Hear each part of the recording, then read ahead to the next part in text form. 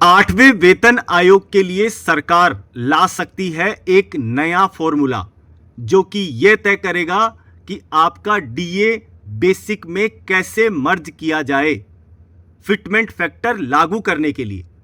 जय हिंद साथियों, अगर आप सरकारी नौकरी में हैं या आपके परिवार में कोई भी केंद्रीय कर्मचारी है तो यह खबर आपके लिए बेहद जरूरी है। साथियों, अभी तक आपने फिटमेंट फैक्टर के ऊपर, टीओआर के ऊपर, 8वें पे कमीशन के आपने बहुत से वीडियो देखे होंगे। इसमें इधर उधर की बातें करके आपको काफी देर तक अंगेज रखा जाता है। साथियों, आपके समय की चोरी ना करते हुए सीधा आपको मुद्दे पर आके आसान भाषा में आपको समझाऊंगा कि कौन से नए फॉर्मूले की मैं बात कर रहा हूं और वो आपकी सैलरी में बढ़ोतरी को लेके किस तरीके से इंपॉर्टेंट है।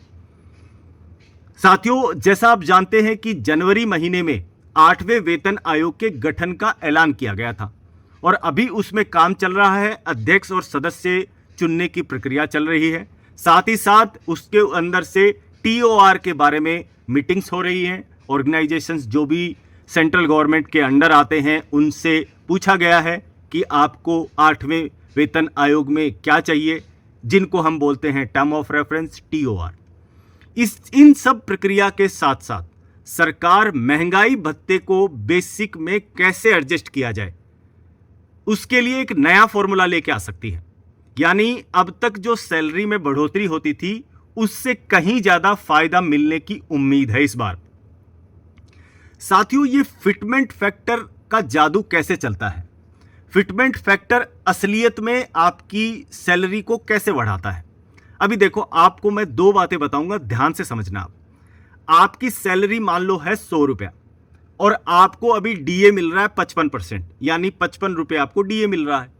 तो मैं अभी आपको बोलूं कि आपका फिटमेंट फैक्टर है 2, तो आपको क्या करना होगा, आपको यह करना होगा, और मैं ये बोलूंगा कि अभी पे कमीशन लागू कर रहा हूं तो आपका डीए, आपका महंगाई भत्ता हो गया 0, यानी जो 55 है उसको मैं कर दूंगा 0। तो आपकी बेसिक सैलरी कितनी बची, 100 रुपया। अभी मैं उसको 2 से मल्टीप्लाई कर देना है तो कितना रुपया आया आपका आया 200 रुपया। तो असलियत में मैंने क्या किया, सैलरी को दुगना कर दिया, पर आपकी सैलरी में बढ़ोतरी कितनी हुई। पहले आपको मिल रही थी 155 रुपया और अभी आपको सैलरी कितनी मिल रही है, 200 रुपया। तो कितने रुपए बढ़े आपके, 45 रुपए। तो दोस्तों, यह फर्क पड़ता है कि जब आपका डीए 0 हो जाता है और जो आपकी पुरानी बेसिक थी उसी के ऊपर मल्टीप्लायर लगाया जाता है तो आपका सैलरी एक्चुअल में कम बढ़ता है। और यह चीज हमने 7वें पे कमीशन में देखी और उससे पहले पे कमीशन में भी ऐसा होता है।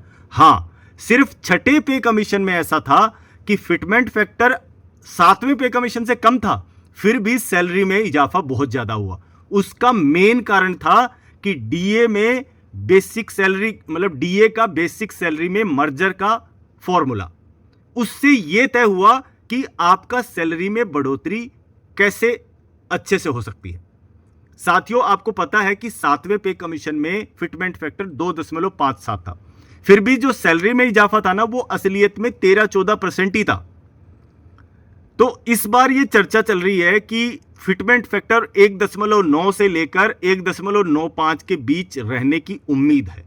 कुछ सरकारी संगठन दावा कर रहे हैं कि इसको 2.86 मतलब 2.86 की मांग रख रहे हैं, पर अभी तक इसके बारे में कोई भी पुख्ता सबूत नहीं है, कोई भी पुख्ता जानकारी नहीं है कि फिटमेंट फैक्टर कितना होगा। फिटमेंट फैक्टर से ज्यादा इंपॉर्टेंट है कि आपका बेसिक को डीए में जो मर्ज करना है या डीए को बेसिक में मर्ज करना है उसके ऊपर कौन सा फॉर्मूला अपनाया जा रहा है। तो उस चीज का कैलकुलेशन और उस चीज का लागू होना बहुत ज्यादा जरूरी है। साथियों, सूत्रों के मुताबिक सरकार इस बार फिटमेंट फैक्टर को थोड़ा कम रख सकती है, लेकिन महंगाई भत्ते को एडजस्ट करने के लिए एक अलग और नया फॉर्मूला लेके आएगी, जिससे आपकी सैलरी में स्थिरता आएगी और महंगाई भत्ते से आपको सीधा लाभ मिलेगा। यानी अब आपकी जेब पर महंगाई का बोझ थोड़ा हल्का होगा।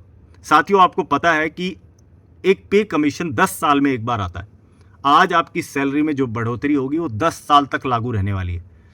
तो अगर फिटमेंट फैक्टर अकेला ही दे दिया जाए, नॉर्मल तरीके से लागू कर दिया जाए, तो आपकी सैलरी में 13-14% का फायदा मिलेगा, जो कि थोड़े दिन के बाद आपको लगेगा कि सैलरी बढ़ी नहीं थी। साथियों, इतिहास क्या कहता है कि पिछली बढ़ोतरी से हमने क्या सीखा है। छठे वेतन आयोग में फिटमेंट फैक्टर था 1.86 और सैलरी में बढ़ोतरी हुई थी 54% की। सातवें वेतन आयोग में फिटमेंट फैक्टर था 2.57, लेकिन असली बढ़ोतरी थी सिर्फ 14.2, क्योंकि महंगाई भत्ता उसमें ही समायोजित हो गया। महंगाई भत्ते को जीरो कर दिया, तो सरकार ने आपको दिखा दिया कि हम 2.57 से आपको दे रहे हैं, फिटमेंट फैक्टर हमने बहुत अच्छा कर दिया है, पर सैलरी कितनी बढ़ी? सिर्फ 14%। जबकि छठे वेतन आयोग में फिटमेंट फैक्टर था 1.86, फिर भी सैलरी कितनी बढ़ी? 54%। तो इस बार सरकार चाहती है कि आपकी मेहनत का असली फल आपको मिले और महंगाई भत्ते का फायदा सीधा आपकी जेब में जाए, उसको जीरो नहीं किया जाएगा।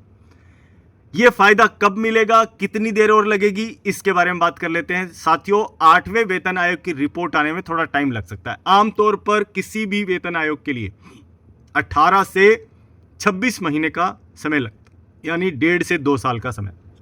यानी अगर सब कुछ प्लान के मुताबिक चला तो 2027 तक आपको नई सैलरी का फायदा मिल सकता है। लेकिन उम्मीद यह है कि इस बार सरकार प्रक्रिया को तेज करेगी ताकि आपको जल्दी से जल्दी इसका फायदा उठा सकें और साथ ही साथ सरकार को कम से कम एरियर देना पड़े, क्योंकि एरियर का लोड एकदम से आता है सरकार के ऊपर। साथियों, आपकी मेहनत का सम्मान मिलना बहुत जरूरी है। सभी आप जी तोड़ काम करते हैं और साथियों, ये बदलाव सिर्फ सैलरी का नहीं होता बल्कि आपकी मेहनत का सम्मान होता है। महंगाई भत्ते का नया फॉर्मूला और फिटमेंट फैक्टर में बदलाव, ये सब मिलकर आपके और आपके परिवार के भविष्य को और सुरक्षित बनाएंगे। साथियों, ये थी पूरी खबर। मतलब किस बारे में? एक नए फॉर्मूले के बारे में, जो कि बहुत इंपॉर्टेंट है आपकी सैलरी में बढ़ोतरी को लेकर। अगर आप इस खबर से उत्साहित हैं और आपको ये वीडियो अच्छा लगा तो साथियों, वीडियो को लाइक जरूर करें और ज़्यादा से ज़्यादा लोगों को शेयर करें। तो आप इस वीडियो को ज़्यादा से ज़्यादा शेयर करें ताकि बाकी लोगों को भी इस चीज़ का फ़ायदा मिले और अकेले फिटमेंट फैक्टर की रट ना लगाएं। TOR जो आपके ऑर्गेनाइजेशन में पहुंचे हुए हैं उनमें अपना ये पॉइंट भी इंक्लूड करें कि मेरे DA को बेसिक में मर्ज किया जाए और उसके बाद फिटमेंट फैक्टर लगाया जाए, तब असलियत में बढ़ोतरी होगी, अदरवाइज आपको कुछ नहीं मिलने वाला। तो साथियों, मिलते हैं एक ऐसे वीडियो में और ऐसे ही पॉजिटिव और ज़रूरी अपडेट्स के लिए हमारे चैनल को सब्सक्राइब करना ना भूलें। साथियों, अगर आपको अच्छा लगता है, मेरे जो वीडियो आपको सही लगते हैं, तो चैनल को सब्सक्राइब जरूर कीजिए और आपका कोई भी सवाल या सुझाव हो तो कमेंट में जरूर लिखें। मैं हर एक कमेंट ध्यान से पढ़ता हूं दोस्तों, और आपका कोई सवाल हुआ तो मैं पक्का उसका आंसर करूंगा। मिलते हैं एक ऐसे ही वीडियो में, तब तक के लिए जय हिंद, जय भारत, वंदे मातरम।